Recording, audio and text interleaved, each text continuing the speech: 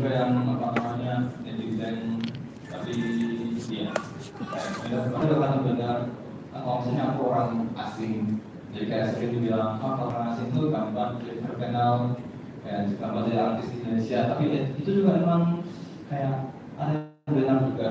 Kalau orang asing itu mungkin lebih gampang dapat attention juga, tapi kalau mau jadi benar-benar sukses, kalau misalnya kan di sini juga YouTuber terkenal itu semuanya orang Indonesia. Kalau orang asing itu mungkin lebih gampang dapat attention, tapi kalau mau jadi populer, menurut aku terkenal sama populer itu beda. Kalau terkenal orang asing bisa, kalau jadi populer itu agak susah, soalnya butuh waktu. Ini orangnya siapa, dia kenapa di Indonesia, dia suka apa di sini, dia ngapain. Jadi ini butuh waktu yang 4 tahun, 5 tahun. Dan butuh konsistensi itu ya. Dan tadi butuh waktu 4 tahun sampai saat ini. Ini yang kita tahu 4 tahun. Cepat banget loh itu.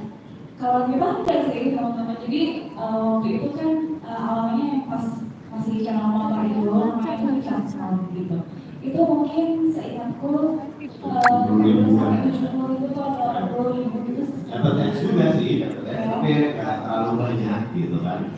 Dan bikin kita tarik report ke general property itu ketika kita bahas waktu itu satu video rumah yang nonton 1 juta ya.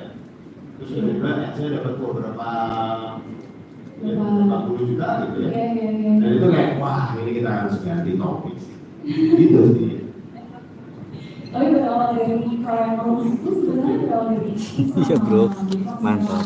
Ini kalian niatin banget ya kayak tiba-tiba kalian bikin channel rumah tiga sih. Soalnya sesimpel ini orang-orang melihat iklan rumah di tol, gitu kan waktu itu banyak kan. Dan yang paling aku ingat waktu itu ada ini iklan Cinta Untuk Raya. Itu harganya 183 juta. Tapi kan teman-teman tahu juga kan Ajo mungkin jauh sekali ya. Tapi kan kita penasaran, berawal dari konten itu sih sebenarnya, dan di konten itu juga sebenarnya banyak dibully juga karena belum pakai gimbal ya, kamera seadanya goyang-goyang dan lain-lain gitu. Iya, tapi ternyata ada komentar positifnya juga teman-teman. Itu kan pas COVID kita mulainya. Jadi ternyata tuh teman-teman yang nonton ini butuh juga gitu info tentang rumah tanpa harus datang langsung ke sana, karena mereka seperti itu. Akhirnya dari situ ya udah kita lanjutin terus untuk review gitu sih. Tangan. Keren.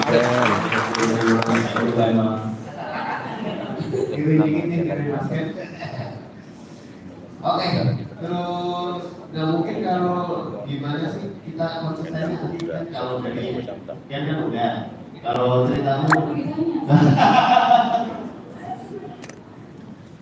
Bagaimana tetap konsisten upload video? oke, udah ditanya ya teman-teman ya.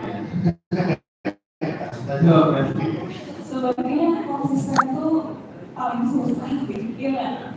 Menurut kita ya konsisten tuh paling susah. Soalnya gini, kalau misalnya ngebuat video, misalnya akan traveling gitu, terus traveling bikin video, terus tiba-tiba nih kalian posting di YouTube, yang nonton dikit. Kayak ada tuh banyak yang, kok jelek sih, kok nggak ada komen sih, kayak gitu.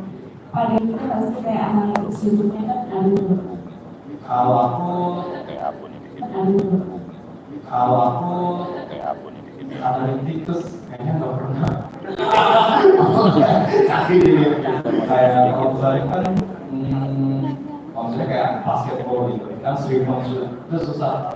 Kalau misalnya aku kayak coba mungkin 10 kali, kalau dapat 1 sering shoot itu udah bagus. Aku nggak pernah kalau aku dibanding konten, kita bikin. Jadi kan seminggu ada 7 konten. Mungkin pernah tuh tadi 2 sampai 3 jam dari video aku tadi 2 sampai 3 jam dari video aku video sendiri. Jadi lebih cepat.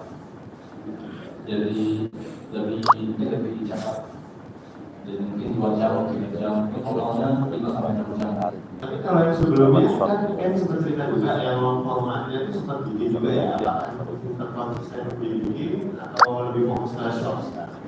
Sekarang YouTube Shorts, kalau durasi panjang tuh mungkin kalau baru mulai itu agak susah juga, karena kan harus nonton sampai akhir.